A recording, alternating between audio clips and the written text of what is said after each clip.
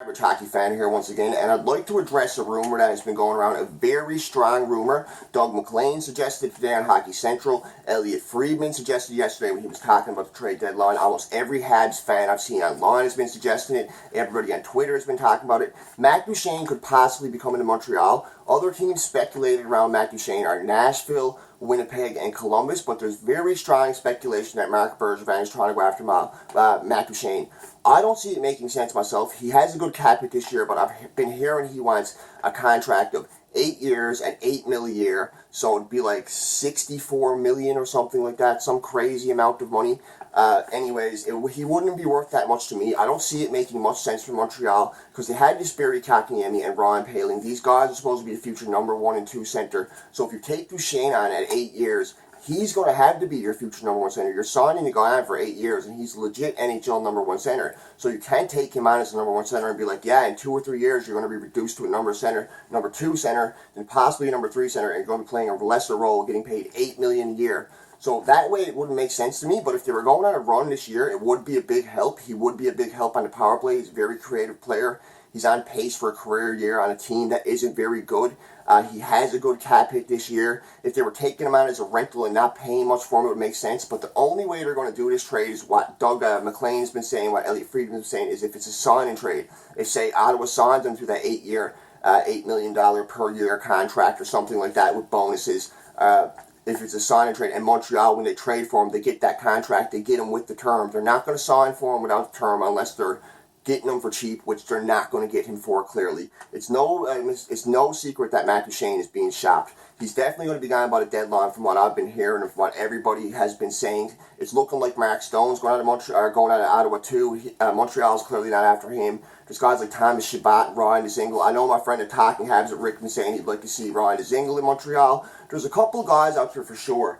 But anyways, Matt Duchene, over his career, his cap hit right now is $4.5 million, so very reasonable for Matt Duchene. We all know how bad it went for the trade for Matt Duchene for Ottawa. They got a crazy first-round pick. They got a really good, how bad it went for Matt Duchene in Ottawa, but Colorado got a crazy first-round pick out of it. They got a good young defenseman, Samuel Girard. They got a couple other prospects, and Ottawa got Matt Duchene, who's leaving them this year, and they didn't make the playoffs with him last year, but it's not Matt Duchene's fault. He did play good in Ottawa, and he's playing great this year. Anyways, Matt Duchene in his career, in 704 games played, has 228 goals, 307 assists, 535 points overall. He is a minus 85, so that worries me about the guy because he doesn't have a pile of penalty minutes, so it shows he does make a lot of mistakes and he's on the ice for goals against and stuff.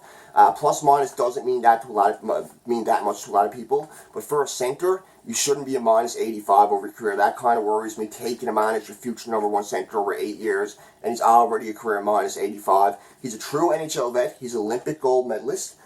He has a 13.1 career shooting percentage, really good face-off career percentage, 53% career face-off guy. He has 39 career power play goals, 64 career power play assists for 103 power play points over his career in 704 games. That's not bad. So pretty much that would be like he scores I think 14%, 15% of his points would be power play points, so not bad at all. He is a true number 1 center. Every team he's been on, he's been the number 1 center. He's the number 1 center in Ottawa. I'm almost positive he's the number 1 center in Ottawa. He was the number 1 center the whole while he was in Colorado. McKinnon's a great player, and Duchene was the leader on the team with McKinnon, even though we all know it wasn't a very good team after all. This year he is having a really good year. In 50 games played, he has 27 goals, 31 assists, 58 points. He'd be the team leader in Montreal right now in points.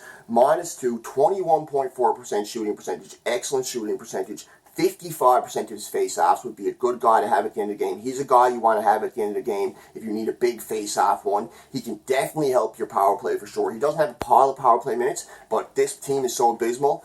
He doesn't have a pile of power play points, but this team is so abysmal. He would probably be one of the leaders on his team in power play points. He has 5 power play goals, 7 power play assists, and 12 power play points this year in 50 games played. I think to get him, you're definitely going to need to give up a good prospect, a first overall, or a good player that's going to help Ottawa right now and have some term on his contract and a first overall. Ottawa's not giving him up.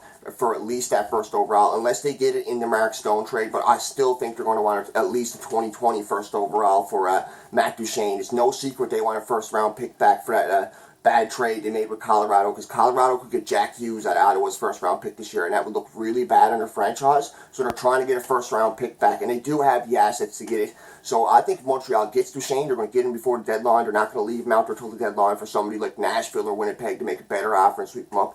If they were going to get him, they'd have to offer at least a first overall, Charles Hudon, and Nick Suzuki. So there's your first round pick. There's a really good prospect, and there's a guy with a bit of that you can sign for cheap that could help your fourth line, a depth player. Or they would have to give up a first overall and Philip Deneau. You're getting a player that's a really good center. You could slide in as your number 2 or your number 3. You're getting a first overall pick, and you're getting a player with term who's having a career year this year and who's training nothing but upwards and is a really good all-around player and is the type of guy you'd want in your locker room in Ottawa.